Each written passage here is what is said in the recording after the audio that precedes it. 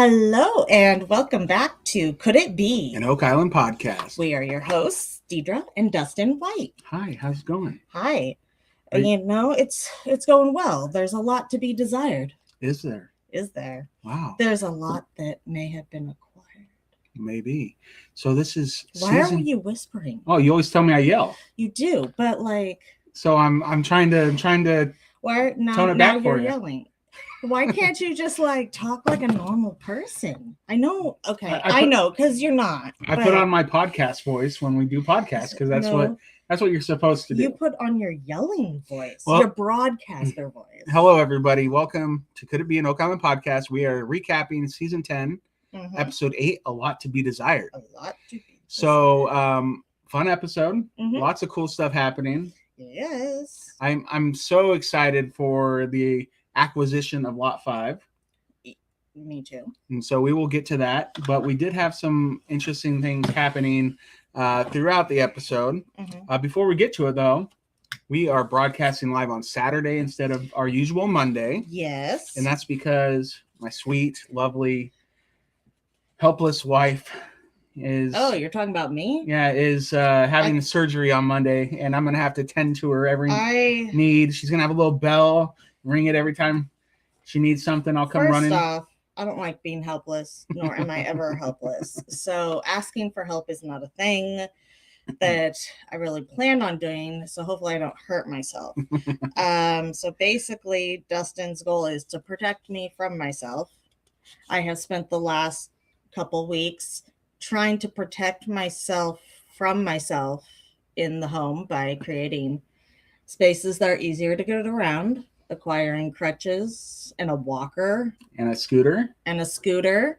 Yeah. And my church family's been really good to me. They just like show up with like, oh, hey, I heard this was happening. Here's this. And here, oh yeah, sure, no problem. Yeah, didn't you say they're all wanting to make us food and bring it to us too?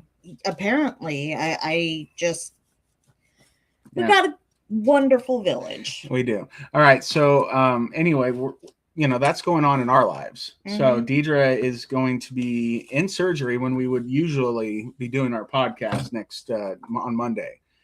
Because we usually do it on Mondays so that we can get our Canadian friends can be on the same page as everybody else when we go live. So I was just trying to think of what time we usually do it on Monday, and I was Noon. like, will I be in surgery? noon I'll Pacific. be getting ready to check in.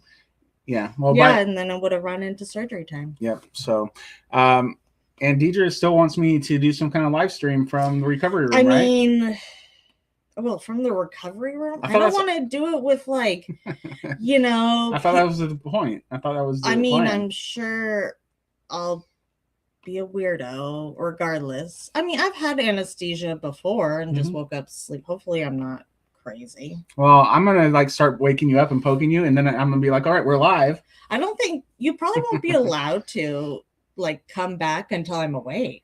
Maybe. I We'll don't see. know. But So, I'm going to be broadcasting then mhm. as I'm walking into the room. How about that? I wonder what their policy is on that. I'm actually kind of. Anywho, that's our plans for the next week or so. It's going to be an adventure here at the White House. So we will have what do I want to say? We might do pregame, Oh depending yeah, on how you're feeling. pregame on Tuesday. I mean, I guess I could sit in bed and with my foot elevated, and we just sit there so. I'll We'll be see. like, I don't know what happened, guys, but I'm sure it's gonna be good. We will see. Mm-hmm. We will see. All right. So you want to talk about some Oak Island? I do, and I'm trying to decide what is the order we would want to go in, because I think we talk about, we start at the top. We got a war room right off the bat with Jeremy Church talking about stuff that happened last week. and So- then go to the swamp to continue on from Jeremy's Sure. conversation. That's fine. That's fine and dandy. Okay. All right. So let's talk. We have, right at the beginning of the episode, We start in the war room. we start in the war room. We have Craig, Marty, Rick, Alex, and Tom Nolan. Yes. And they welcome in Jeremy Church. Who apparently hadn't met Tom Nolan before. Yeah, well, Now he has. That's cool. I want to join that list of Of- people that have met Tom Nolan. You probably could have if you tried hard enough when you're in Nova Scotia. Maybe I tried swimming over there. Maybe. All right. So Jeremy Uh-huh. Church has preliminary results from the testing that he did in the swamp Mm-hmm. with his partner, Burton Cosgrove. There you Yes, go. and he was very clear with his disclosure that it was very preliminary. So, Yes, very. because that'd be a quick turnaround on that data. Yeah, and I'm thinking, he's like, I don't know. He doesn't want to get their hopes up, but he immediately gets their hopes up. Well, his hopes are up, and I think you kind of ride that wave as like, oh yeah, but they're like, hey, can you at least give us a little something to explore in the swamp right now? So, well, he does, but then they can't get anything early from the Muon tech. Yeah, it's not what they followed up on though in this Mhm. episode, not the Jeremy stuff. They Mhm. followed up on other leads. All right. So, anywho, Jeremy says that he's really excited about the 17-ish, that's how many I counted, red dots that the EM 31-8 conductivity test detected. Yeah, in the swamp. The hotter the color, the better the reading for conductivity and finding those metal objects they're searching for. Yes. So there was a little recap of Tony Sampson out there pushing them, through the swamp. And Lord of the Swamp and Seas, getting their readings. Marty then asks Tom what those signals in the swamp are saying to him, and Tom says he doesn't know, but he wants to get the swamp excavator out there to find out. Yeah, and he's got that. But he, there's the long pause and the grin, like, in the gleam in his eye. Yes. Yeah. So Rick, he kind of he drops a bomb on us because this is not something I've ever heard of. But he says maybe this could be the Jack Adams box, and I'm like, who's Jack Adams? It was a long. They've mentioned it, but it's been quite a while. Yeah. So I'm trying to think. There was like a Maddie Blake special. Okay, I think it was the superstition and like spiritual beings, paranormal stuff. But the little girl that saw the soldiers, I don't recall. That weren't there. Okay. That was his daughter. Gotcha. And I don't remember anything about the box. It rings a vague familiarity from the Curse of Oak Island book by Randall Sullivan. And no, it's probably in there. And I think it's in there and on that timeline. Gotcha. And so I kind of need to do some refreshing. But initially I thought Jack Adams box, like Pandora's box. Yeah, not the same. But it just feels like, here, have a mystery box. Okay, mystery box is fine. Jumping to Pandora's box, not a well, thing. Pandora's box is a mystery. You don't know what you're going to release out of it. Okay. All right. So there was a recap of who Jack Adams is. He was a caretaker on Oak Island in the 1930s, and he found what he called a mystery box. I'm thinking like he did the mystery box thing before the internet found the mystery boxes. I know. Let's do an unboxing of the Jack Adams box. I hope they get to. Right. So he found that in the swamp, and he was unable to determine what it was. But in 1969, Fred Nolan, Tom's dad, yes, followed up, and he would look for it by draining the swamp. He didn't find it, but he found a bunch of survey stakes that are well documented. Yes, and parts of sailing vessels, and that made Fred Nolan think that the swamp may have been artificially created to hide a ship. Yeah, I mean, seems like a logical conclusion, especially as we get a little bit further in and talk about the damming. So, yep. Tom Nolan says that he truly believes in that story that a metal box could be buried in the swamp. And Marty asks, could there be a metal box giving an anomaly like what is seen on this map that Jeremy Church brought in? And Jeremy says, yeah, for sure. It was more like, yeah, it could be. Yeah. Right. So because he's not wrong. It could be. It could also not be that. Could it be? And not be? But it could also not be. And does that mean that I just think of all those red dots, and it's like, are all those boxes. Mm-hmm. Like, you get a box, you get a box, you get a box. I hope I get a box. And then there's the swamp excavator comes in with the claw and has to pull it out like a claw machine, just like on epic proportions. That would be pretty sweet. It would be sweet. Let's go with that. Yeah. All right. So the map appears to show much of the Conductivity. Why can't I say that word? What's wrong with me? It's the way the N rolls in there. Yeah. Well, most of that activity was in the southeast corner of the swamp, like the highest concentration, the brightest, like reds and oranges. You know, that's where we were seeing it. And that's all by the Stone Road. Jeremy notes that there is an anomaly in the northern tip of the swamp, and Rick and Marty and Tom note that the concentration of what he's talking about is literally right at the eye of the swamp. Well, they're saying it's like right above the eye, and really, I mean, it wasn't red, right? No, it was kind of like, I thought it was green. It was like greenish blue. It was just like a couple steps up. Trust me, I know the colors. That's to be debated. We had a color argument this morning, but it wasn't, in my opinion, a huge difference. No, but I can see why it would be of interest. Yep. In that general area, I mean, the eye of the swamp's always held lots of interest. Yeah. So. I mean, there is the conical circle of rocks, right? Yep. We had a little flashback of that, of the work that went on at the Eye of the Swamp a few seasons ago, like back when they even got Gary Drayton into the swamp with his little prodder, which was like the first of the installments and inspirations of the trading cards that we did. Yeah, because he's holding it and Steve is trying to GPS like right where his giant cross is that he's holding. It's going ding ding ding ding. He's actually doing what Spooner did to find the stone road. Gary just did it to find the rocks. But do you remember he took his pinpointer and did find a couple places that said metal, but he didn't like pull anything out of the water. It was like it was embedded in the rock. Did they follow up?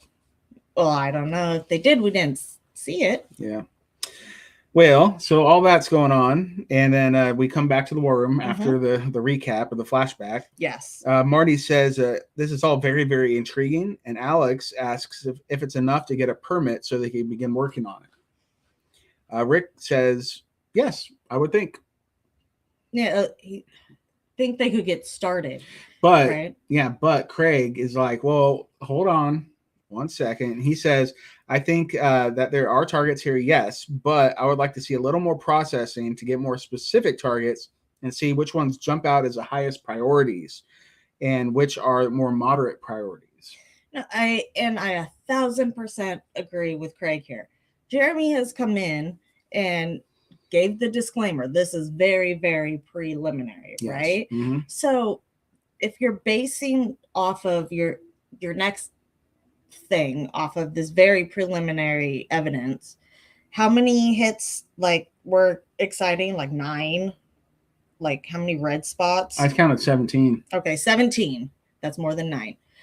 Well, you pick one of the 17. What are the odds that that's going to be really the most exciting out of all of them? And you just spent your time, which is valuable because, they get paid. Your resources, it costs money. Yeah, I wouldn't want to especially waste your time on ones that aren't of highest priority. Yeah, but every time they dig in the swamp, they find something special. They do, but I understand, like, what Craig's saying. Like, what a waste of time and resources to pull it away from somewhere else. There's a lot of things to do. Yep. You're right, Craig. That's all I'm saying. Deidre stands with Craig. That's right. All right, so Tom Nolan says that something he would like to explore is on the northern side of the swamp. According to his dad, Fred Nolan, there is some sort of wall system. and it's between the beach and the swamp, and they might be able to, if they can find out what that is, it could be huge. Mm-hmm. And that's where he is saying that it's some kind of damming system, and we get the little animation about the swamp turning into a triangle, right? From 2 islands to 1. Mm-hmm. Mm-hmm. So if there's a dam there, because what I had thought we were talking about before with the 2 drumlins was more or less that they were already connected at the top near where the Nolan property is. It didn't dawn on me that maybe there'd be a dam there, but I guess that makes sense. Sure. I mean, a retaining wall. Well, they don't show that area a lot on the show, and so it's not to the front of your mind. So I understand that it's not that big of a deal that you haven't really thought about it, because literally we haven't been shown much of it. So. Well, they've been working with Tom Nolan for a handful of years, and but that's not where their full-time investment is. I mean, he still owns that part of the property, and you need permission to work on it. So all right, so at this point, Rick, he's listening to Tom Nolan, and he said he recommends running the non-invasive geophysical instruments like the ground penetrating radars. And Marty says that that could be done within a few days. So that's something more immediate that they can do.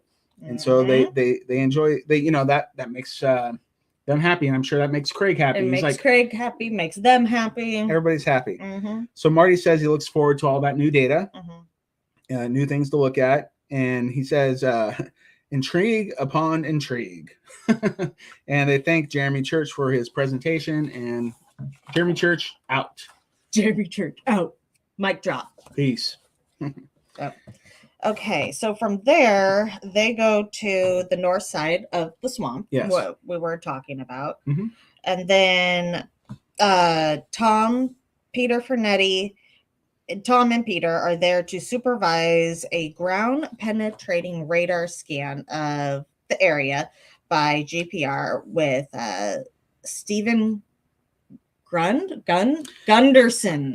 That's what it is. No, I think you know. It's Stephen Gund. Stephen Gund? Or Grund.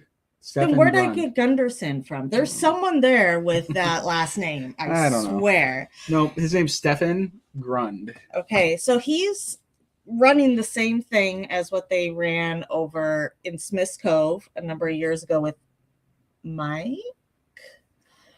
I think that was his name. And do you remember? Because he was scanning the entire. He's like, "You want me to scan this whole thing?" That's kind of why we brought you out here. And Peter was the one that had to supervise. So apparently, he does an excellent job of supervising people with GPRs, because he keeps getting sent out on these missions in particular. Well, Peter is kind of low man on the totem pole too. Let's be real. Peter, supervisor of GPRs. Yeah. That's his new title. Forget the friendly pirate. So right. Peter is out there doing his supervising with Tom. And Tom explains that his dad did a lot of work in this area, and he thought he may have come across a structure that has something to do with constructing this bog, and that it was man-made. And then we get the recap of Fred Nolan's theory about the artificial swamp, which we talked about. Yeah, and you know what's funny? Like, the only person that ever calls it a bog is Tom Nolan. I know. He calls it a bog, but Peter called it a bog here too, because he's like, oh, I got to talk in terminology that I know for sure Tom's going to understand. Or does Tom rub off on Peter? Because he says bog. Bog. I wonder if the bog is like, I don't know. I think he's probably around Tom, and he picks it up, like, he just starts... I mean, you'd want to use the same language as this person if you're talking about the same. It's just funny that literally Tom's the only one that calls it a bog. You know what? When I was in Canada, did you call it a bog? No, because I learned another term for the toilet. Mm-hmm. The bog. Oh.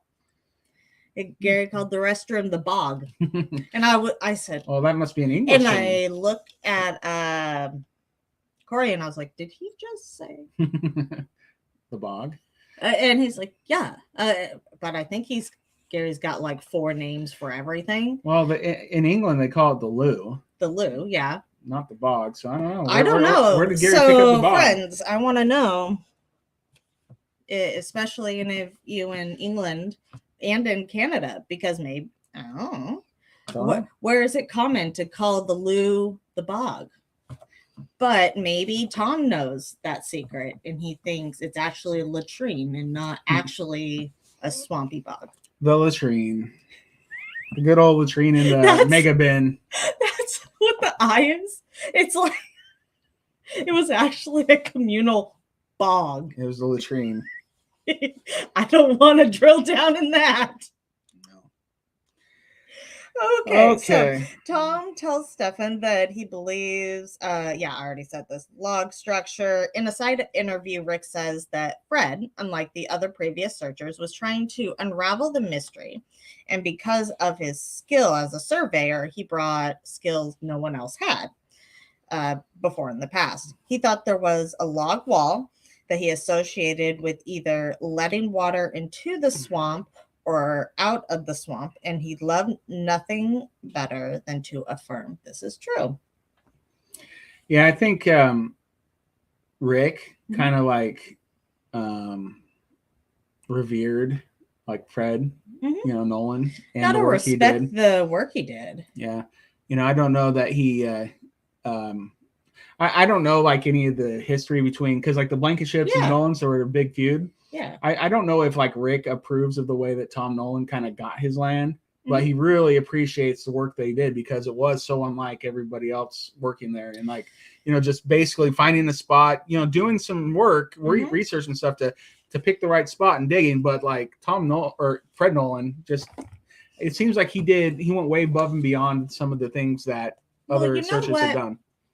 I just want to say the way Fred got his land was perfectly legal.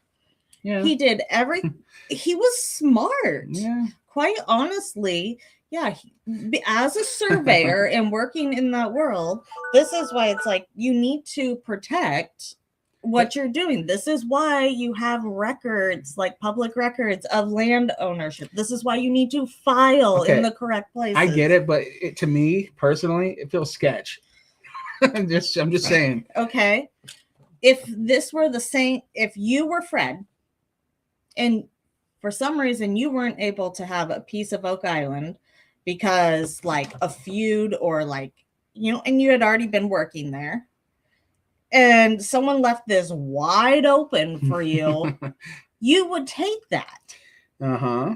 Right? Sure, but like it just feels like it was like. Then would you feel like you did the wrong thing? Who, if I was Fred? Yeah.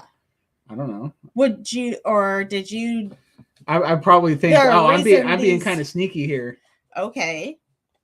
Then I'm just saying. No. Is he technically a pirate then? Maybe. Then maybe it came full circle. Maybe. Whatever, Fred. I got you. Would you have done what Fred did? Yeah. There you go. If I had his knowledge, the history I had with the island, and then I wasn't able to have a piece of it, and someone literally left that door wide open, protect yourself. I'm not saying I take advantage of people. I'm saying know the law. Yep. Okay. This is me laying down my mic. I don't know. I think it was Dan Blankenship and David Tobias's land, and he just took it from him. But that's cool. You don't really know. It's all good. All right. So, Stefan, with his handy dandy OKM Gepard 3D GPR device, it can penetrate the ground and with radio waves get readings from depths of up to 130 feet. Man, that is deep.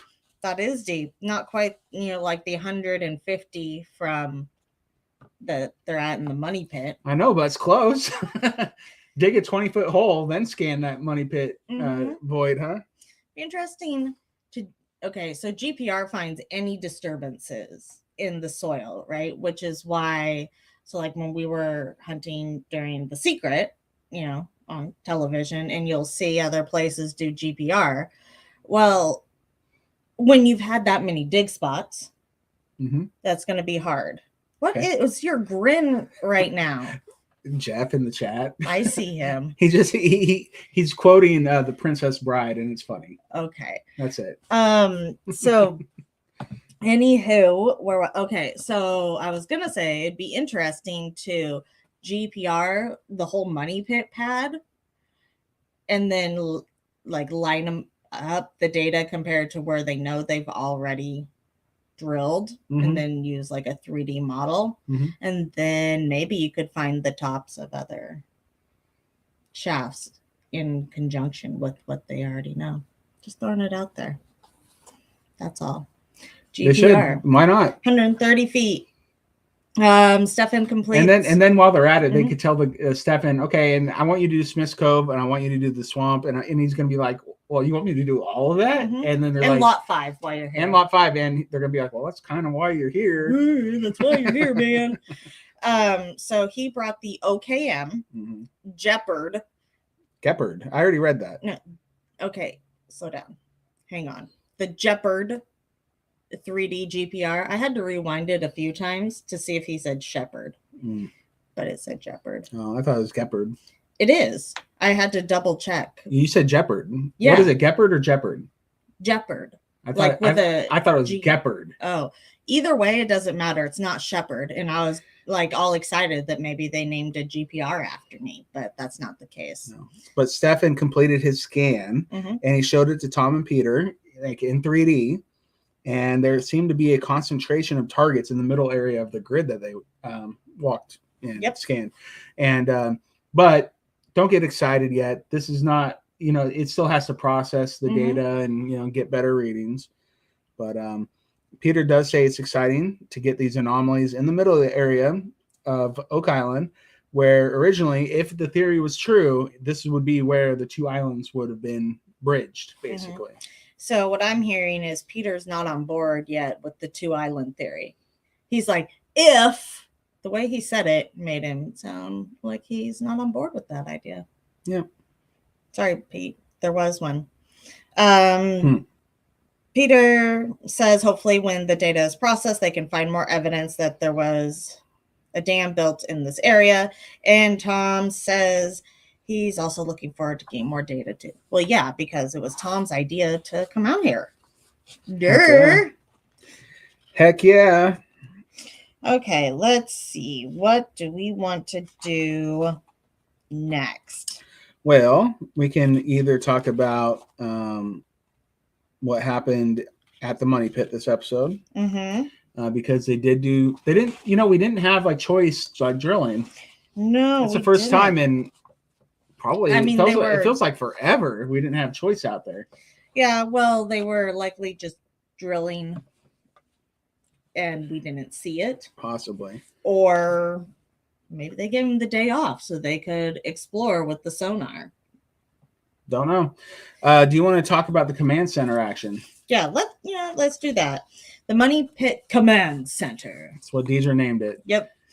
And Alex, Paul, Steve, and Scott are about to conduct a sonar scan of borehole L15 in the command center. Conduct. What'd I say? Connect. Well, same. Yes. Yeah.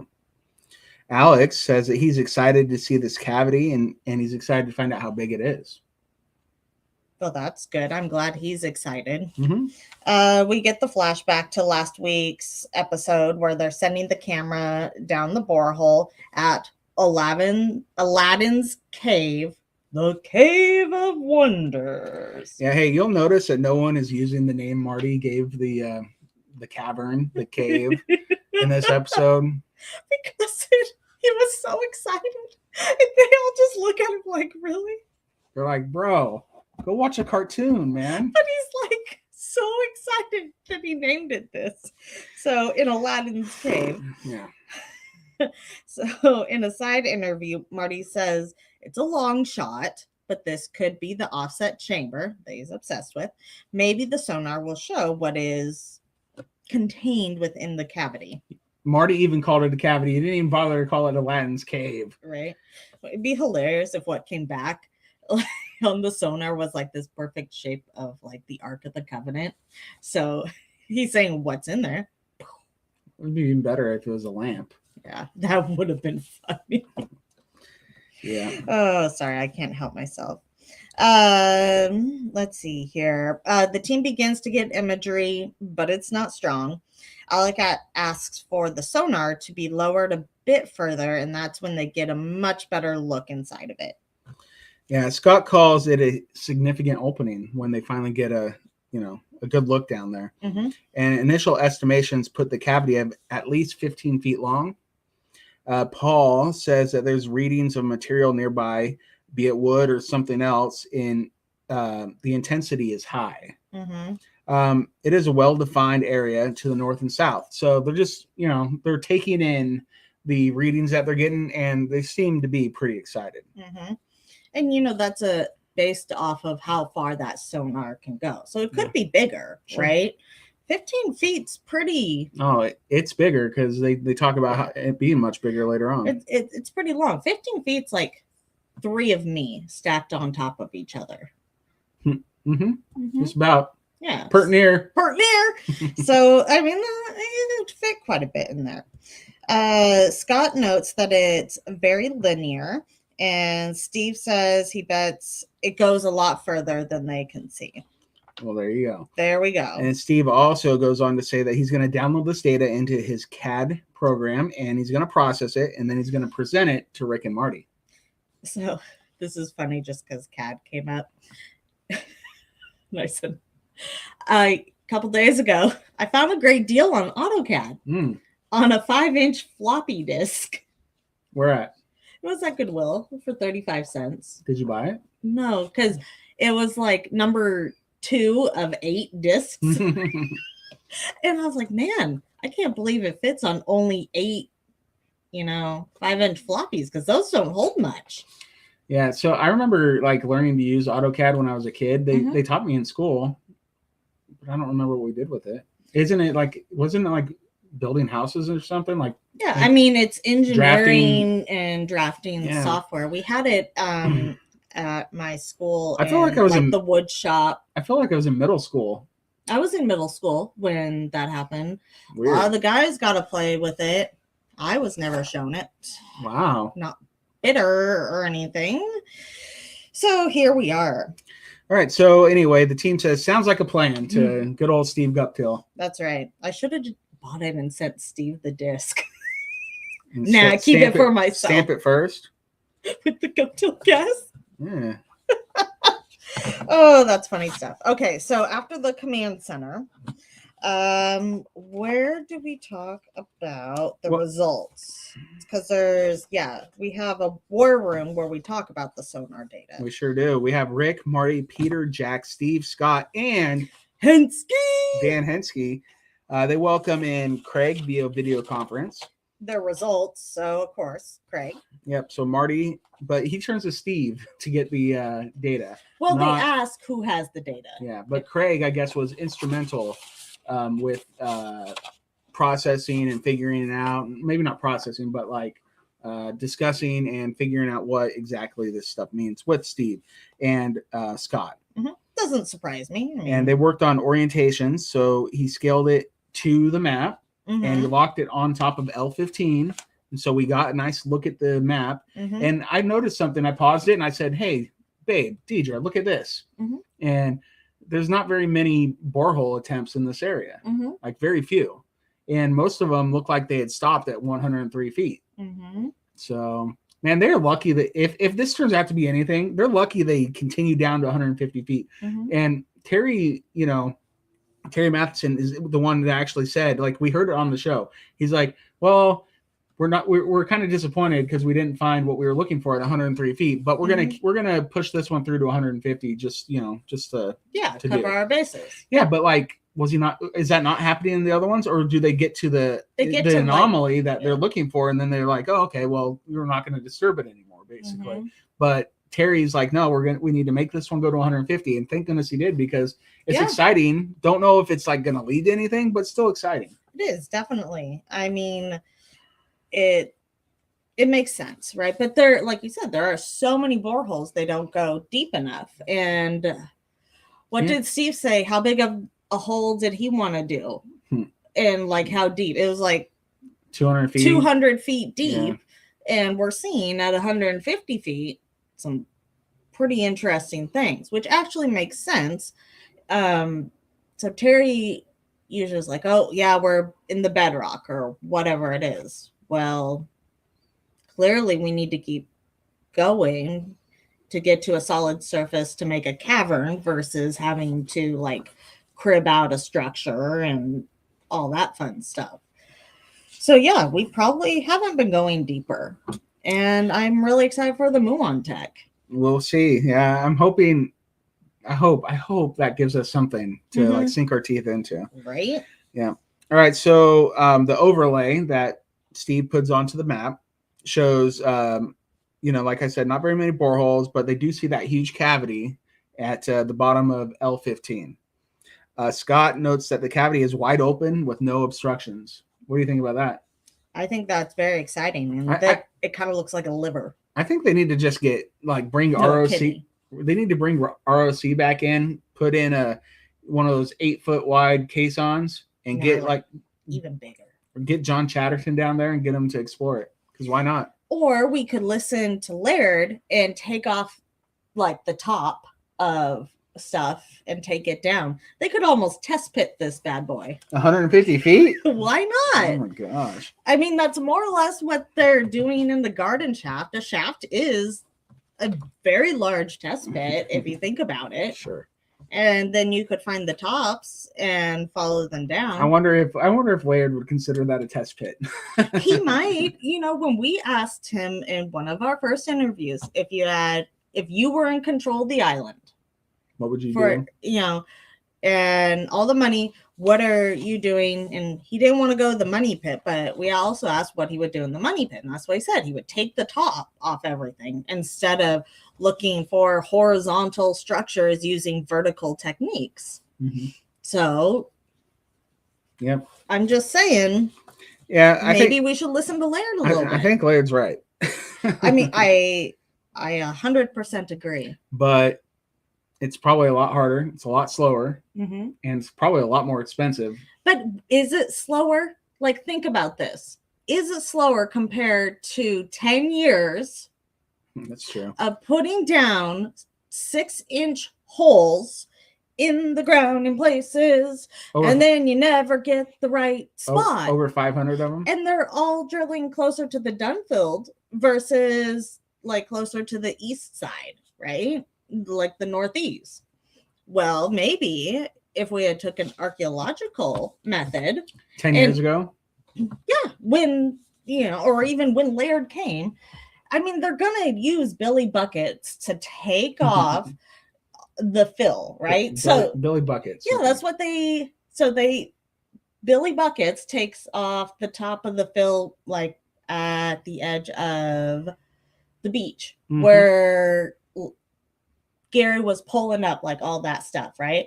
And Laird always says you can take off any of that backfill, and we know where there's backfill until you start getting into native stuff, and then we start seeing these structures, right? And then you have to slow way down. What he's saying is all you have to do is find the tops of these things, and then you know where you're going. Why don't you give Marty a call and tell him, hey, dude, you need to listen to Laird. Hey, Marty. So I'm a random podcaster, and I mean, I've been watching this show of yours. You called me once. We're kind of homies, but you're good friends with all these other people. Maybe some of them will vouch for me as not being too cray-cray. And then, you really think he's going to listen to me? I guess I could write him a heartfelt letter or something and say, here are my thoughts. You know what you need to do? You need to make up some kind of crazy theory. I know, right? But good enough that they would like fly me in. Yeah, get a war room on his jet. Why not? Because I need like one-on-one time with Marty for my pitch. Do it. Okay, that's gonna be the plan. Okay, all right. So back to the results from this, this data from that was L15. collected on July 25th, What year? 22, according to the sonar scans. Yeah, I was just telling you, we were just talking the other day and acknowledging that next decade is the 30s. Because Deidre was like, she was like dismissing something, and she's like, yeah, that happened all the way back in the 30s. I said, well, next decade is the 30s again, And I like threw up in my mouth a little bit. Anywho, Steve is looking at this data, and he says that the void is actually about 27 feet in length, east to west, and north and south, it's about 12 feet in height. I mean, that's a big cavity. That's pretty sweet. I mean, that's something you could turn into a tourist attraction one day. And easily put an arc in. Yeah, for sure. Craig says it could be even bigger, and it could go even further. So those are just, like Jeremy Church earlier on, preliminary data results. Marty asked Craig to describe the area geophysically, and Craig says it's a limestone bed that's just above the bedrock. So pretty neat. I mean, like just above it. That's pretty cool. It's pretty sweet. Marty calls it very, very odd, and says he asked Dan Hensky, in all the time that you've been here searching on Oak Island, has he ever seen any open cavities in the limestone like this? And Dan's very insightful. Yeah, what does it say? He says there's absolutely no, just like when they're down there, discernible flow of water horizontally.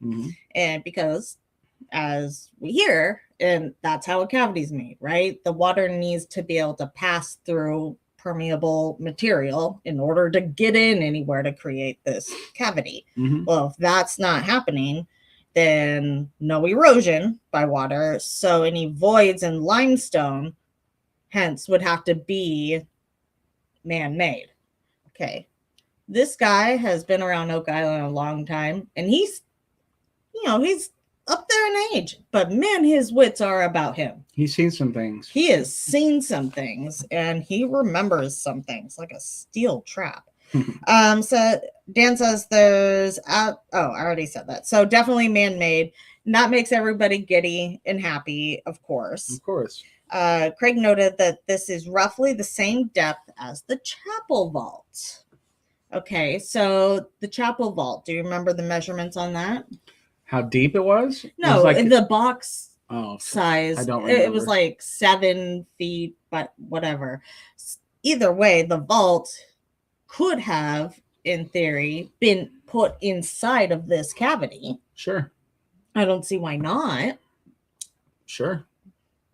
Isn't this cavity about 30 or 40 feet away from where they were digging for the chapel vault? I think so. Yeah. So there is a little recap of, what we know about the chapel vault and what William Chappell and his son were doing out there, and how they had retrieved gold on the drill bit, possibly, and a little piece of parchment with the letters VI written on it. And I was asking Deidre last night, I'm like, hey, remember that parchment from the chapel vault? You think that could be Roman numerals? I agree. I think it could be, but I also don't if you don't know how old it is, I don't know if you wrote Roman numerals in a particular way. Well, the coins they're finding might be Roman, baby. So I mean, it might be like legit Romans. Seriously. At this point. But I was also saying, or it could just be someone writing out the name Vivian. Yeah, it could be. Or Victoria, Victor. Sure. Any of that. Let's see here. There's a side interview with Marty. He says he's not going to rule out that this is it. That's fair. Well, it's exciting. It is exciting. Steve says that he knows that its dimensions, but they don't have enough data to know exactly how substantial this void is. Steve wants more data because he doesn't deal in opinions. He only has facts. Clotworthy explains the dilemma the team has. If they drill more boreholes in this area, they could damage anything waiting for them down there. And the team has dedicated much of their financial resources for this year to the Dumas Garden Shaft rehabilitation. In a side interview, Rick says until they have a firm plan, they're going to stand down for the time being, but they're definitely going to go back to it. They're certainly not done with this void. And Marty wants to drill another hole closer to the garden shaft, and they want to get back to it. So I guess that's what they're going to do next. I guess Choice is coming back. Right? Cue Choice sonic drilling. I was thinking about, so you remember the Beyond Oak Island with Tony most recently, and they had found all that treasure in concretion. Well, they're all waiting for like shiny coins to pop out. But what if like what we were looking at in the pictures in this chamber were like chunks of treasure clumped together over hundreds of years in the concretion? Could it be? Maybe. I don't know too much exactly how it forms enough. So. Mm-hmm. I mean, to be able to say it would make sense in the money pit that would have happened, right? With the sediment and everything. But I don't see why not. I see.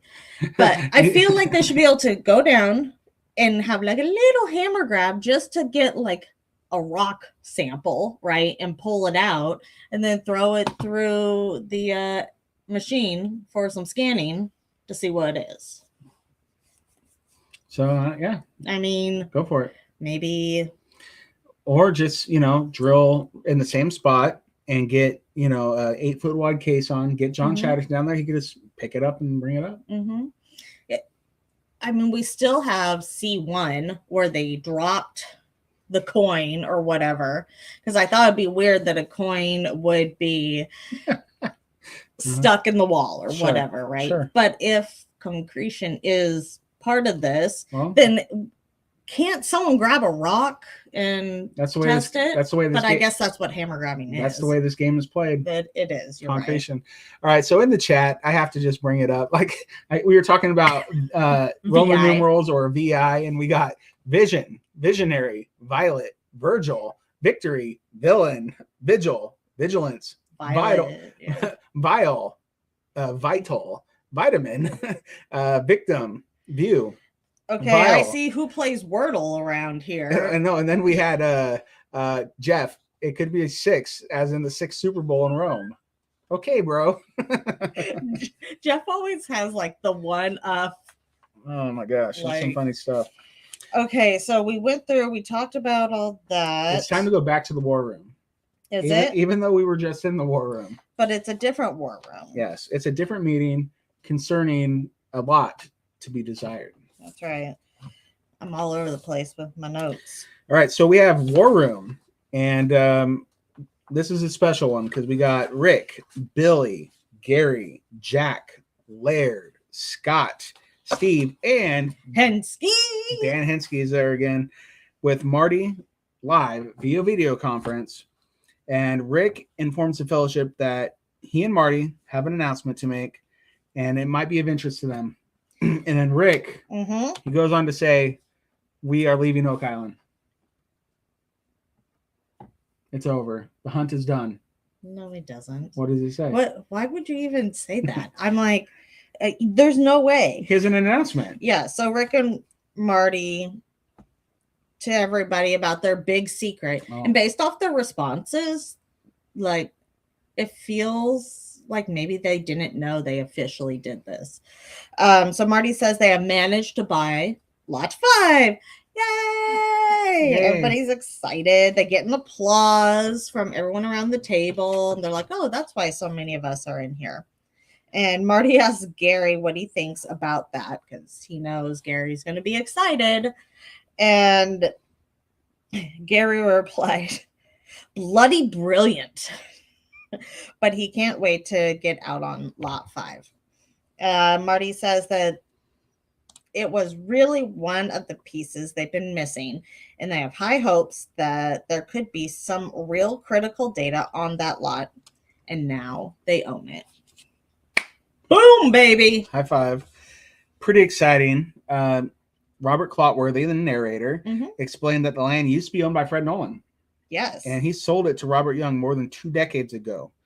Rick and Marty have been able to search it as part of, or have never been able to search it as part of their hunt. Mhm. Rick says that Robert Young had invited them to his home and showed them some of the things he recovered on Lot 5, and they were impressed. So Robert Young, what clot were they say? I want to say the way he phrased it was that he was Fred Nolan's research partner. I was like, okay, so they definitely did some additional work together, which is cool. Nice little connection there. Yep. I'm sure what they had seen on Lot 5 was pretty awesome when they were so kindly invited over to take a look. So Fred Nolan claimed that land for free, right? And then he sold it. Don't know. And now it's been sold to the Leginas. Maybe you should look into the property records and see what the data says. I'm good. Because it is available. Either way, great profit margins. I guess so. So in a side interview, Rick says that Robert Young invested a large part of his life into figuring out what Lot 5 meant.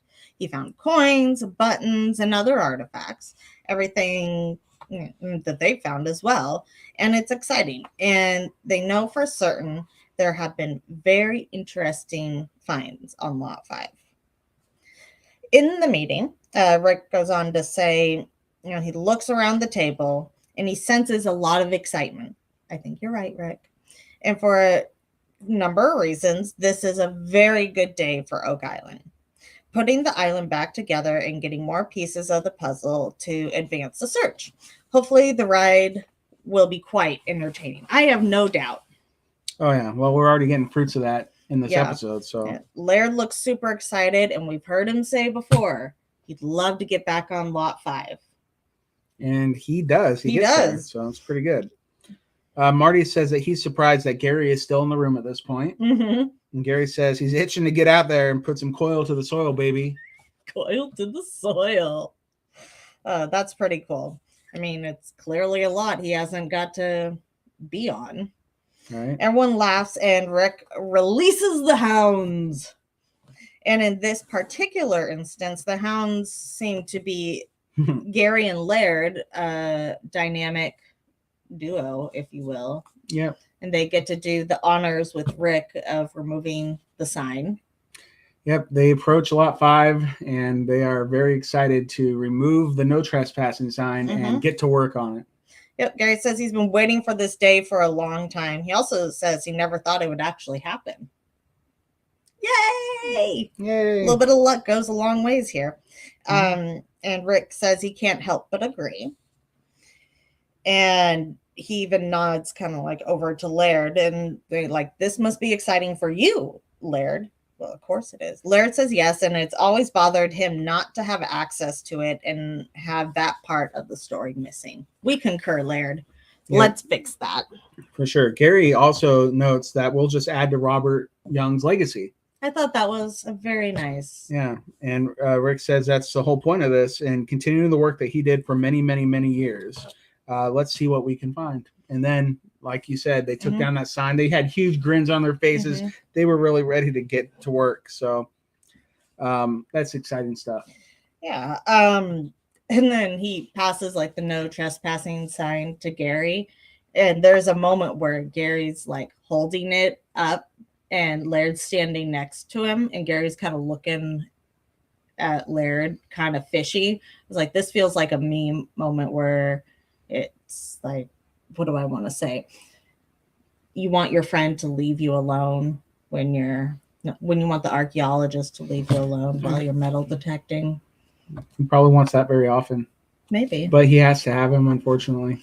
Unfortunately for Gary. You know what? They work really well together. I've heard that from Laird. I've heard that from Gary. Like, they both seem like they actually genuinely like each other. That's so funny, because when they first were like kind of in the when same they space, first introduced, yeah, like they were loggerheads, they're like button heads with each other. Yeah, that's what it seemed like. Well, Gary had some bad experiences, but Laird ended up being a pretty cool guy, And so then they work really well together. I'd love to get those two talking in an interview together. Laird is a pretty cool guy. He is a pretty cool guy. Let's see here. Where was I? In the side interview, Rick asks, am I ecstatic? Am I over the moon? To be able to dig on a lot that has eluded their search for answers? 100%. It's like being given keys to the family car when you're 15 or 16. It's very, very cool. Except you had to pay a pretty penny for that family car. Yeah, did you? So you got to drive when you were 15 or 16, right? Yeah, I didn't. Yeah, you waited till you were like 21 to get my license, yeah. Yeah, I was a very active teenager and did a lot of sports and such. And I'll never forget, my dad pulls up to the movie theater to pick me up from like another outing with friends. I'm 15 and a half. He goes, you're going to go take your permit test tomorrow. I'm tired of driving you everywhere. And he did. I was always being driven everywhere. And I did. My parents had set aside some money to get me a used car. And they did. I got it. Maybe they should have got you a bicycle. I lived in the country. I rode a bike everywhere I went. Or rode the bus. You didn't live in... There's literally no buses except for sometimes, the school bus that came out to me. And that's how I learned to drive, on a 2-lane country road with very big, deep ditches on either side. And in the Expedition. So you're going down, you're like, stay in the lane, don't go in the ditch. You're singing that song to yourself? Yeah. And trying to keep us from dying.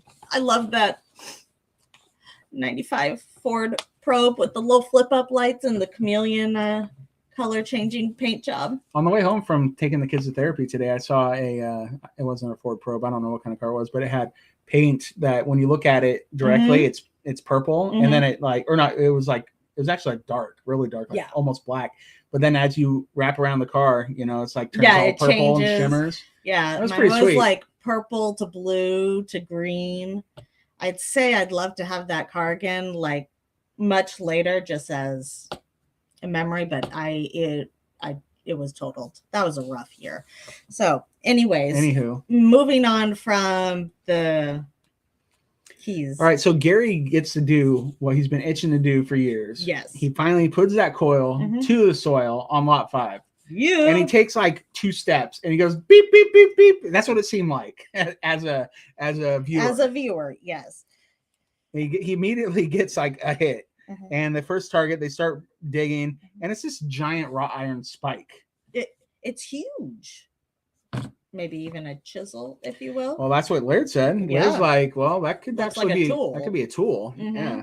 And Gary, like, he immediately basically starts metal detecting again, and he's like beep, beep, beep, like almost like a step away. Right. And it's like another one of these chisels, like the same kind of tool. And that's like that's rarely done on Oak Island, where they find the same thing in the same spot. But a few weeks ago on lot 32, they found the pieces of that stove, a whole bunch of them in one spot. And then you reminded me that what wasn't the swamp area, they found all those the axe heads, like 3 of them. Yeah, he got a hat trick. Yeah, that was pretty I was waiting cool. for a third so he could get another hat trick. Well, but if it's a tool, and it's like the 10mm socket. You always lose it and you're always using it. This feels like the 10mm socket of the time. Like someone put it down and forgot it. They're like, where did it go? I was just using that. So they get their other one out, and they left that size one too. Yeah. So that had to be a rough. Rick did say that Robert Young had looked, all over this lot. He'd done a lot of work, but he didn't have as much, didn't have this high-tech gear Gary did. But I was like, that's a little messed up. It's not just the gear. Anybody can have what Gary has, the metal detector, right? The 3030 MTX 3030, something like that. I don't know. But they didn't have a Gary that understood how to read the land. And anybody can swing a metal detector, but not everybody's going to come up with the same results, right? I mean, you could send me out there. I probably wouldn't have found that giant spike because I don't know what I'm doing. That's why people pay good money to get lessons from him. Who? Gary. He sells lessons? Yeah. I didn't know he gave lessons. Yeah, like during the off season, you go to his website and you can register for lessons and get a lesson directly from him. Hot dog. Yeah, so like I said, not everybody can acquire the same skills as Gary, but I guess that's why they take lessons from him. That's awesome. So they too can be the. We need to send you to go get some Gary lessons. That's right. Let's just. Here's the fundraising effort. We're gonna raise money, and so that we can metal detect with Gary. Oh, I was just gonna send you because it's probably cheaper, and you probably might get a discount because you're his buddy. I wonder if I could negotiate with him with maybe some trading cards, or I bet you I could give him a Gary Drayton signed hat. Maybe he would take that. We don't have any left. That's true. All right, so let's get back to the. Let's do the thing. Yeah. So we already talked about they got an identical iron spike, and Gary says we may be in ye old toolbox here finding these tools, which everybody thought was hilarious. Of course. Dang, I wish I wouldn't have written that into there. Why? I don't know. Yeah, so Gary is excited and says they're finding all these artifacts every few feet, and this is going to be fantastic. Rick laughs and says, you're going to be sleeping out here, aren't you? And Gary says, Gary literally calls it the giving lot. And I'm like, whoa, isn't that lot 8? Yeah, doesn't it feels kind of messed up to give it the same name as your other giving lot. Jeez, Gary. I know. Can't you at least come up with a different pet name for it? Right. So that was the first go around on lot 5. Yes. But then we had another go instance where we're doing some lot 5 metal detecting with Rick and Gary. Yeah, because they had to let Laird go. He couldn't stand out there all day. Yeah. So Gary apparently went through and got a bunch of hits. Well, and then he probably had Laird note them because isn't that what Laird does? Yeah. He has to trail behind, look at all the Gary goes out there, flags stuff. Gary gives approval. And then Laird gives approval. And then Gary and Rick then show up again. Yes. Gotcha. So the first target that they go to, which is a flagged one, of course, it has a nice sound to it that gets Gary excited. Rick digs and they recover a survey marker. Wah, wah. Survey says in a side interview, Rick says that Robert Young did exhaustive work on lot 5, but he didn't. Oh, you just mentioned this. He didn't have all the equipment available to him that they have, and so there could be something of immense value still hidden on lot 5. Absolutely. I guess I was ahead of myself. You were. Gary and Rick get to their second target. Rick digs, and they note that the soil here is a little bit rocky. Very rocky. Not ideal for farmland or anything. So Gary reaches into the hole and he screams. Cool! Look at that! It's treasure, mate! But yeah, he's so excited. He's over the moon and he turns around, jumps and punches the air and says, "It's a coin, mate!" That is old. That is old. So we see a huge smile on Rick's face at this moment. Gary says, look at the patina on that. And he is just enamored. Yeah. His hands are shaking. And he says, that's a cut coin. I wonder if he cut it with, or if Rick cut it with the shovel. I highly doubt that. Just kidding. That's what they did back in the day. They cut the coin. And he says, that is freaking gorgeous. It's interesting because that is not at all what I expected this find to be. You didn't think it was a cut coin? No, I didn't think that's what they were pulling out of the ground based off of the next week on, not last week on. And I figured it was like a Bobby Dazzler. Sure. But if that wasn't the gold dance that he just did, I can't imagine. Well, that wasn't a dance. It was just a jump for joy. That was like a spin around, do a twirl, and punch the air. Okay. Well, what is a Bobby Dazzler? Like, what's the difference? It's got to be shiny. Oh, you think it's got to be a gem? I would say that, or like a jewelry or a decorative piece versus a functional piece. So this is just a top pocket find. No, it's still treasure. Okay. It wouldn't be in my opinion, a Bobby Dazzler. Okay. Clotworthy explained that hammered coinage dates back to like over 500 years, basically. Yep. And the process of making it ended in like the 15th century. So it could be super old. Gary says that this type of find is something what you would, typically find in Europe, somewhere, and that's somewhere that what makes it so special. Somewhere, and that's what makes it's what you would pull up in Europe somewhere, and that's what makes it so special. There you go. That's treasure, mate. He says again, big high five. He has to bag it and tag it, and he sticks it right in the top pocket. That's right. And Gary says, hey, you know what? Let's just stop what we're doing. Let's go bother the people at the lab. Well, yeah, his like hands are shaking and can hardly swing the thing. So no more coil to the soil. Let's go to the Oak Island Interpretive Center. The lab. Gary walks in to the Interpretive Center with Rick, and he says, just the people we wanted to see, because we have we had Laird and Emma. And Helen.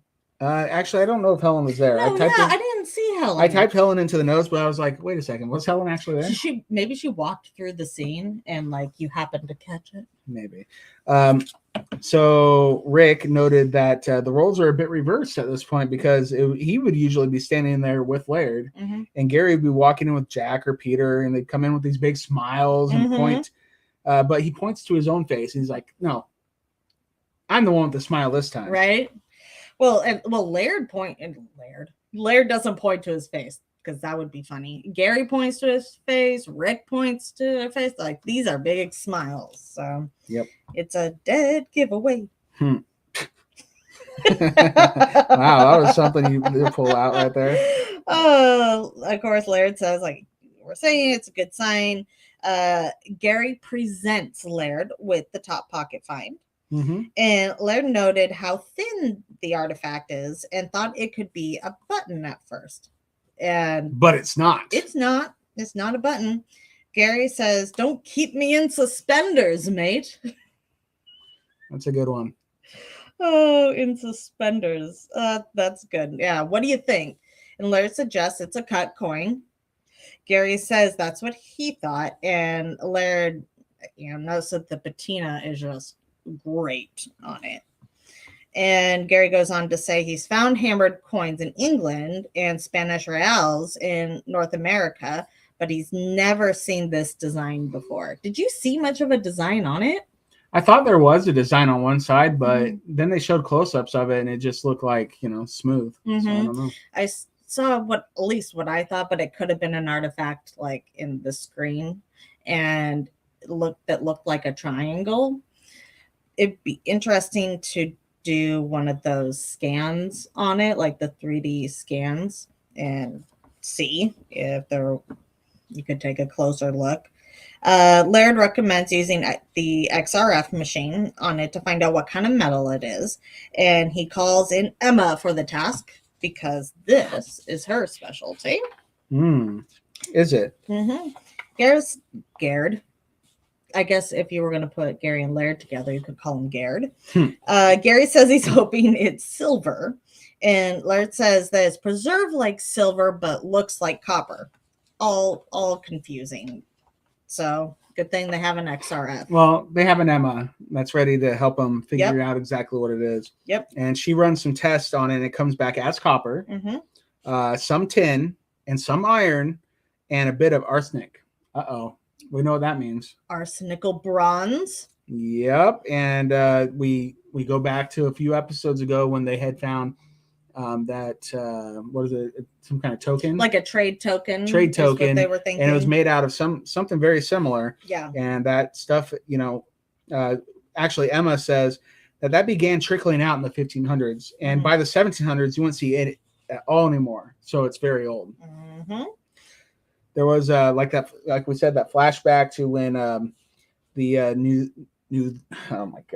You missed the test. Yes. Sandy Campbell came to the Oak Island Research Center, Mhm. or not research, the lab, I Mhm. guess.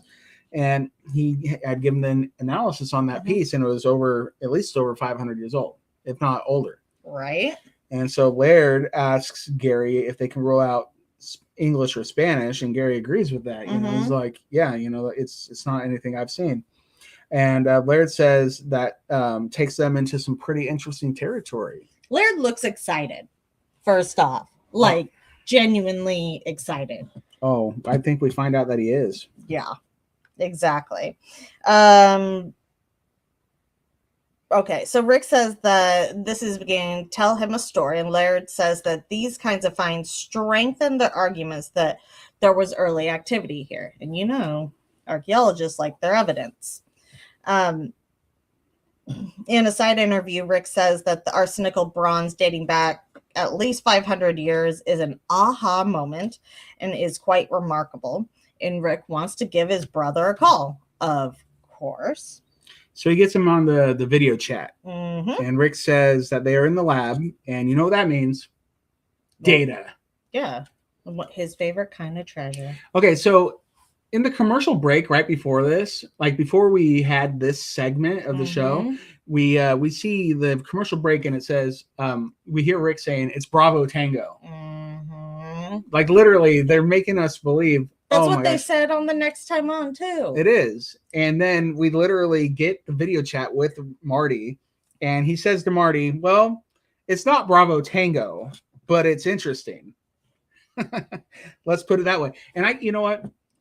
I don't diss the show very much, and I don't like to, because I think they do a pretty good job. But I'm thinking if Kevin Burns was still around, that would not have slid. That would not have flew. That was so blatant.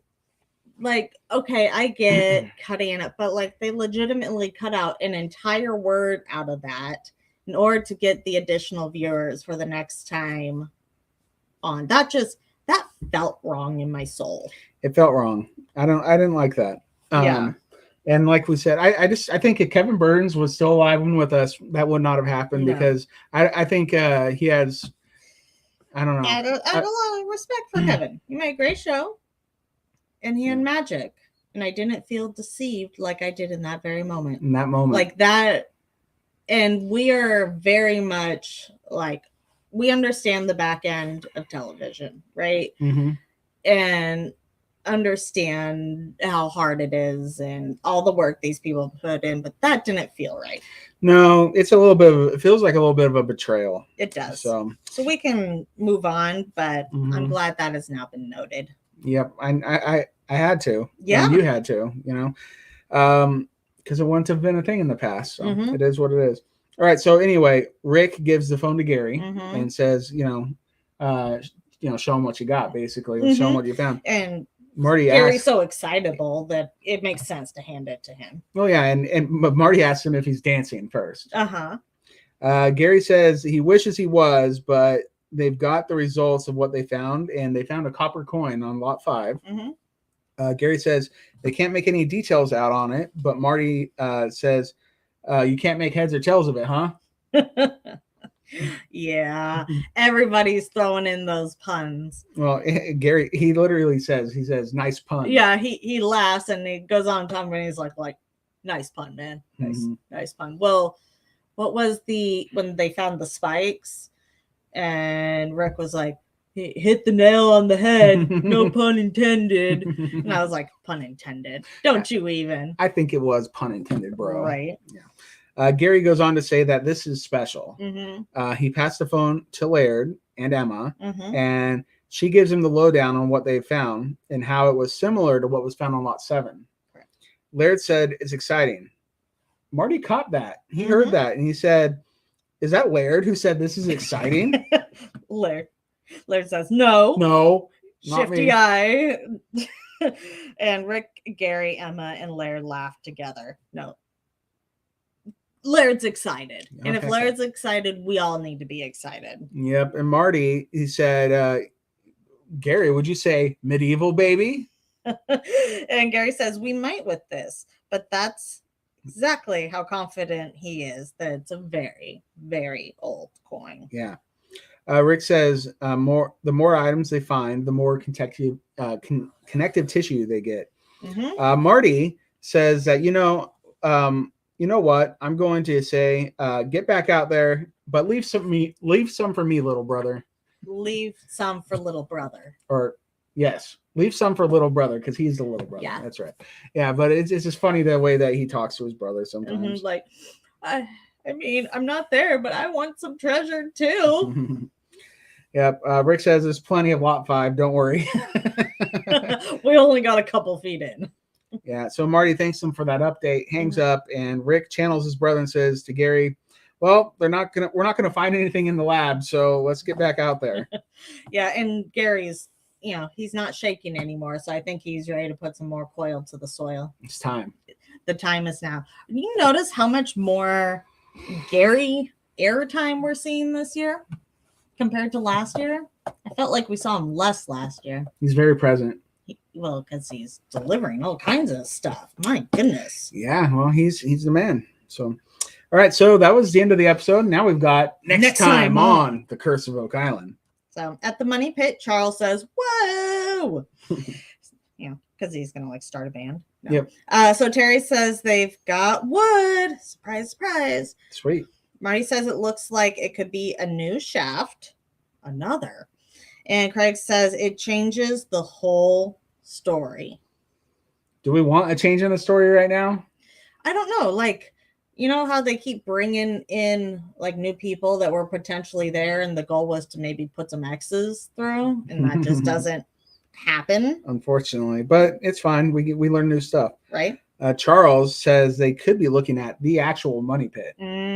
What? Say what? The actual money pit? The one? Then we have a war room meeting. And we don't see him, but we do hear his voice. It's Stefan Grund is there presenting the data from the GPR survey they took at the northern part of the swamp with Peter, Rick, Billy, Jack, Steve, and Scott present. So it's a big war room. Yeah, it is. Stefan via video conference notes significant anomalies in one area. Rick says, wow, that is huge. We need to dig.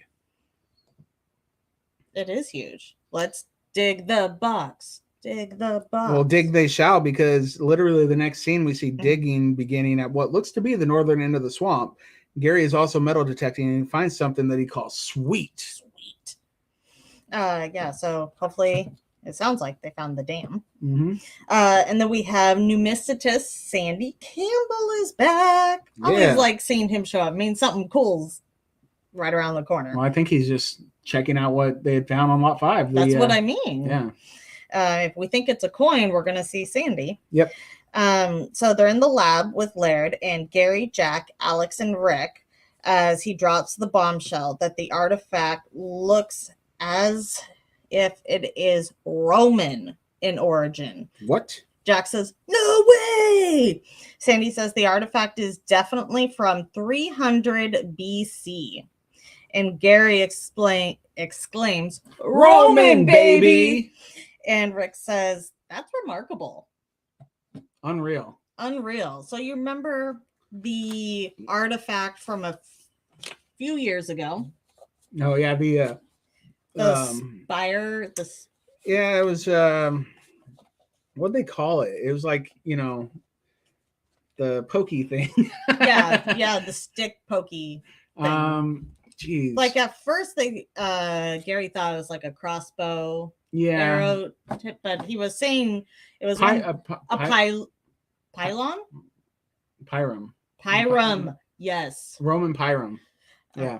And it's literally a bayonet, basically. Basically, it's a stick with a sharp point. Yeah, and then they had some kind of theorist come on and say, well, he thinks it's Roman, and everybody kind of dismissed him, okay, man.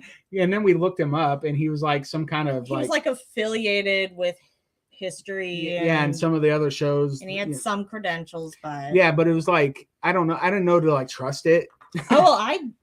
I didn't feel good about it, and being out, I was I feel like you're stretching it here. I trust Sandy. Yeah, is it Pylum or Pyrum? Pylum. Yeah, Roman. Yeah, and but now we're getting something else that could be Roman in origin. And I'm okay, well, maybe that leads a little bit of credence to the other thing, but I'd like to see more information about that as well. Yeah. So, Very but cool. to be fair, it's not saying that the Romans were there, because a treasure traditionally is a collection of things, especially historically and religiously, and collected from lots of places. Yep. Over a long period of time. Yep. And right? so like there can be basically stuff all the way from the dawn of time to the dawn of civilization to basically when they buried it. All that stuff can be intermingled. So I it feel doesn't necessarily mean that the Romans did it. It means that it could have been part of the total cache. Cool. Okay. All right. So we want to thank everybody for hanging out with us and being here for Oak Island Podcast on a Saturday. We want to give out our links real quick. You can find us on Facebook at facebook.com/Oak Island Podcast. On Instagram at Oak Island Podcast. You can find us on YouTube at Oak Island Podcast. Twitter at Oak Island Pod. Yes. And then if you want to email us, oakislandpodcast@gmail.com. Yeah. Do we want to do a sneak peek at a question from trivia? Do you want to? Let's do it. Okay. So you need to pick a question between 1 and 10. Okay. And we will, and I'll ask it. And and we'll see. We'll see if we'll see if it helps them when we do Oak Island Trivia a week from Monday. So I'm gonna go between 1 and 10 because there's 10 trivia questions from this episode. Okay. I'm gonna go with number 5. Number 5. The season I'm rewatching while I'm down for the count. So it's something toward the middle of the episode. Then you're really gonna watch it? Well, I've already started it, and there were so many good finds that season. Especially with, maybe the Pylon. Was that season 5? It could have been. And the Cross. So 5. Okay, 5. All right. So question number 5. Let me look it up. Okay, 1, 2, 3, 4, 5. All right. Oh man, I do not want to say this one. All right. Well, it's a Who Said It, and it's already been spoiled in this podcast. And this was like the reason I even said in the podcast. I'm like, oh man. Well, whatever. I guess this might be a freebie if you listen to the podcast. Okay. And if you're here, and you are. So hello, everybody. Here's a freebie. Who said it? Ye old toolbox. Is it 1, Laird Niven, 2, Rick Lagina, 3, Gary Drayton, or 4, Emma Colgan? I don't think it's bad. Yeah, it's fun. So there, you have a freebie for Oak Island Trivia next week, next Monday. Not the immediate next Monday, but the following Monday after that, because we will not be here on Monday unless we do something from the recovery room. Yeah, and probably a hi, hello. So yes, thank you for all the well wishes. I see several of you in the chat. For Monday, she'll be fine. She's in good hands. I know they said. They even repeated to me when they called the other day to set up my time that I have to be released with a responsible adult to take me home and not be left alone for 24 hours. Did you find one? Nope. But I have to claim that you're one. Woo! Yeah. So I'm like, he's as close as I got for now. Maybe you should send my mom or something. I could do it. I got you. Good thing we live close. Yep. All right. Well, I think that's it. We will see you maybe hopefully on Tuesday then, if nothing else. Like if Deidre is saying she's in recovery room, she's like, get that phone out of my face. I'm going to punch you in the mouth. I'll be like, okay, I guess we won't do that. But maybe we'll do a pregame on Tuesday. And if not, I feel like we'll figure it out. But thank you so much, everybody, for your well wishes for Deidre and for being here and hanging out with us for the podcast support. Today. We appreciate it so much. So you could, if you want to really support us, you go to patreon.com/Oak Island Podcast and you can become a patron like our friend Tom did today. We see a new patron pop up. So thank you, Tom. And you guys are awesome. So thank you so much. Okay, everybody. Until next time. Could it be?